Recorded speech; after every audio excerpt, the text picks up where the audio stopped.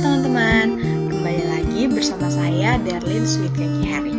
Oke, kali ini saya akan membahas tentang cara membuat program tahunan dan juga program semester. Nah, untuk membuat program tahunan dan juga program semester ini, kita membutuhkan yang pertama yaitu Kaldik atau kalender pendidikan.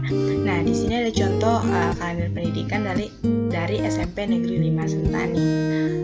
Kemudian yang kedua yang harus kita punya yaitu silabus.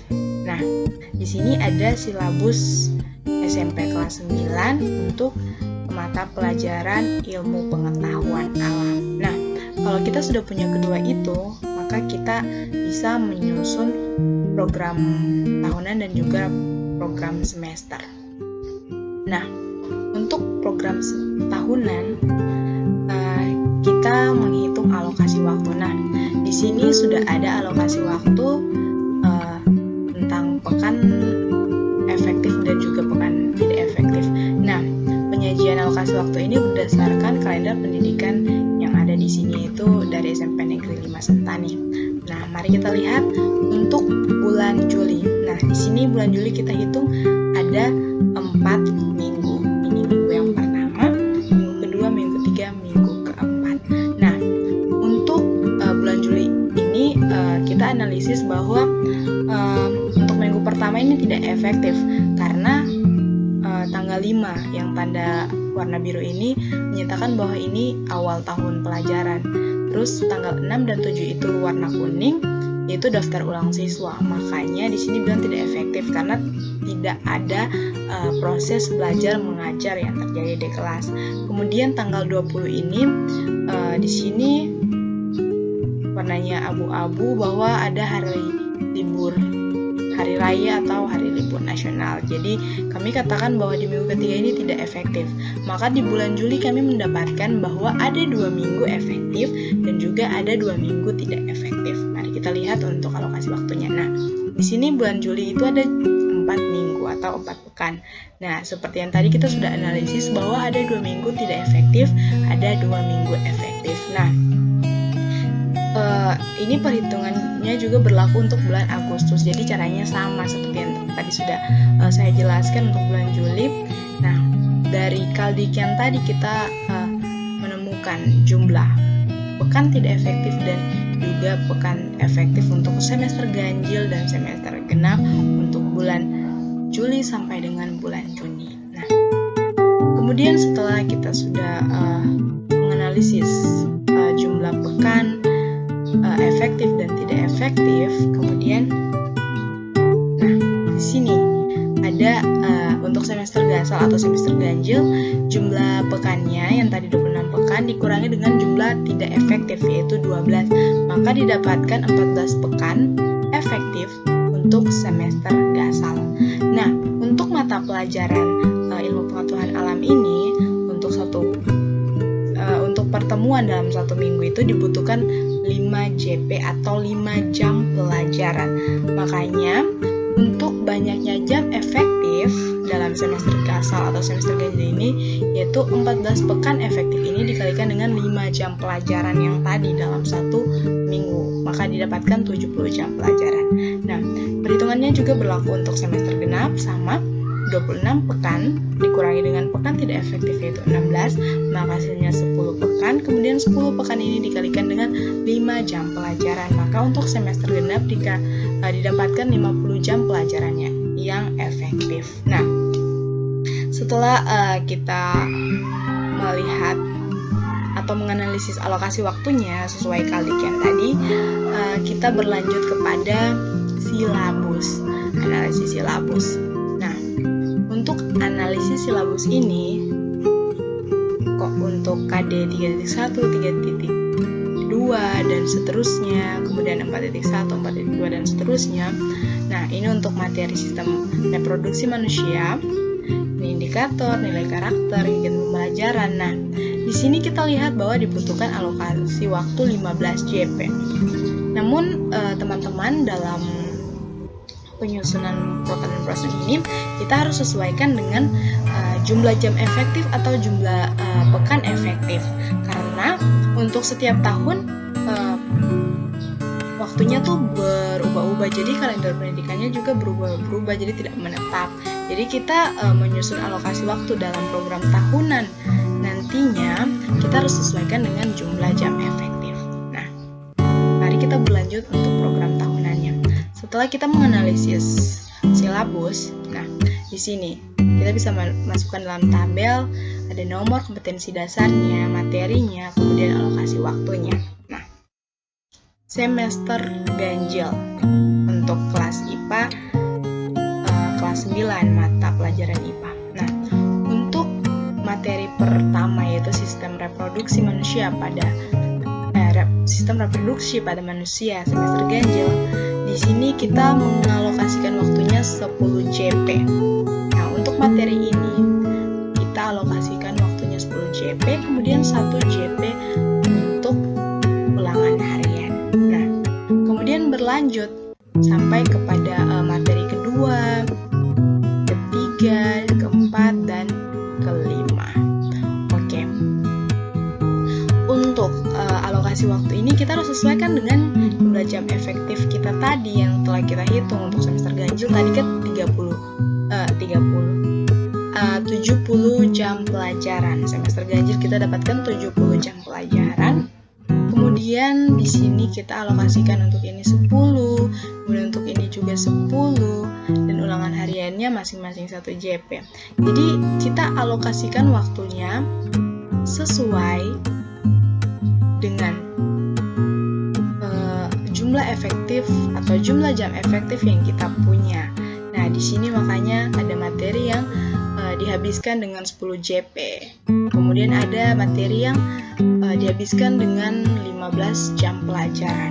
Jadi harus disesuaikan dengan tingkat-tingkat materinya. Materinya sulit atau mungkin mudah, jadi harus disesuaikan sehingga mendapatkan alokasi waktu yang baik untuk memenuhi penyelesaian mata pelajaran tersebut. Nah, di sini kita bisa lihat bahwa untuk 70 jam pelajaran semester ganjil, di sini jumlah JP yang terpakai adalah 65 JP yang sudah dialokasikan untuk setiap materi.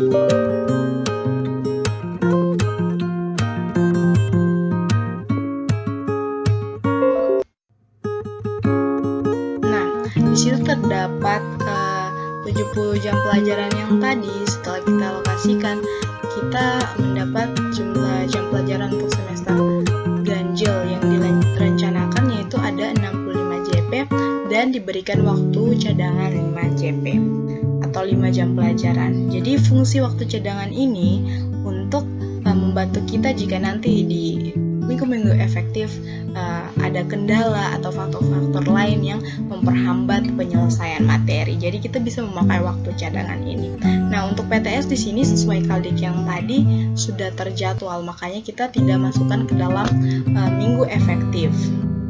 Nah, perhitungannya untuk semester genap juga sama. Jadi harus sesuai dengan jumlah jam pelajaran efektif. Karena tadi jumlah jam pelajaran efektif semester ganjil 70, maka dialokasikan waktunya 65 JP ditambah 5 cadangan. Kemudian ini juga berlaku untuk semester genap. Jadi semester genap tuh ada 50 JP. Jadi dialokasikan sampai tercapai sesuai materi-materi. Oke.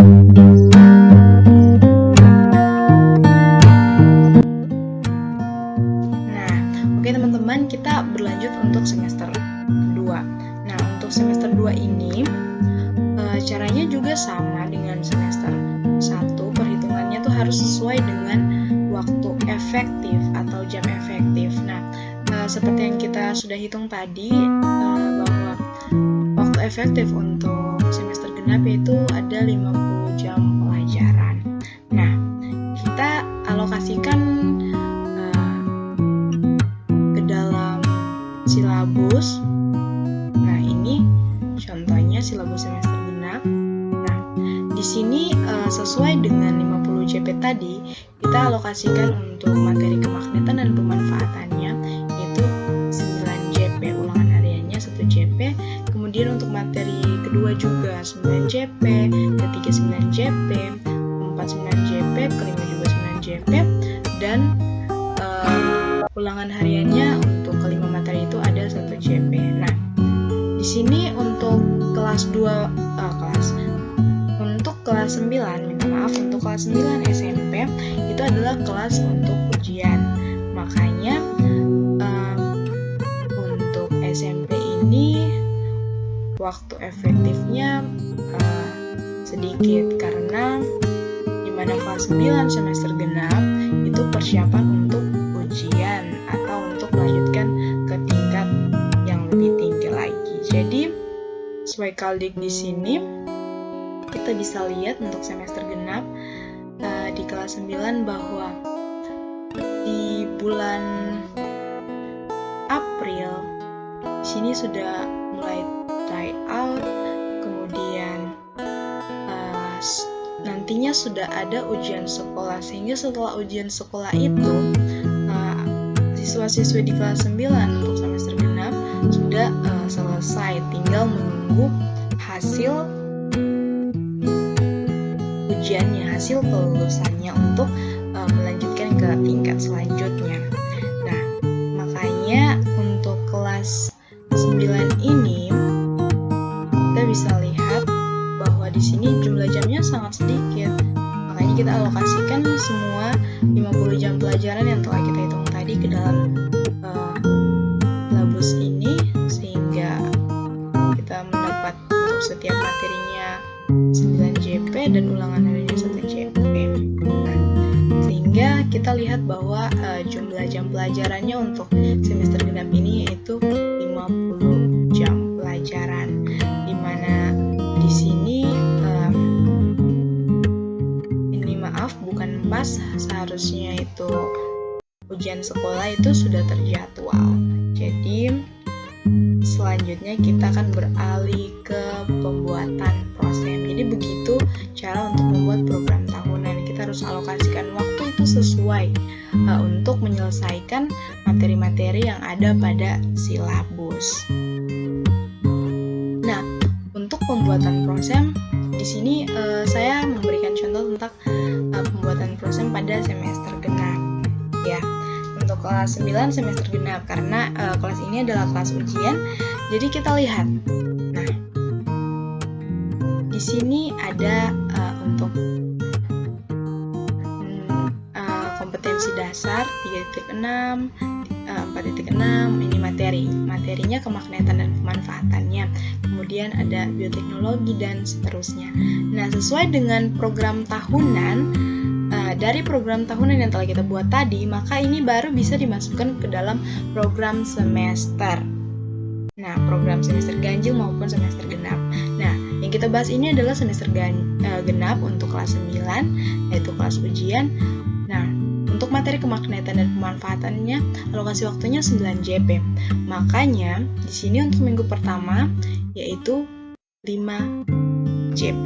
Karena kan tadi sudah saya sampaikan bahwa untuk setiap minggu itu mata pelajaran IPA pada tingkat SMP itu membutuhkan 5 JP. Jadi di sini untuk minggu pertama itu 5 JP.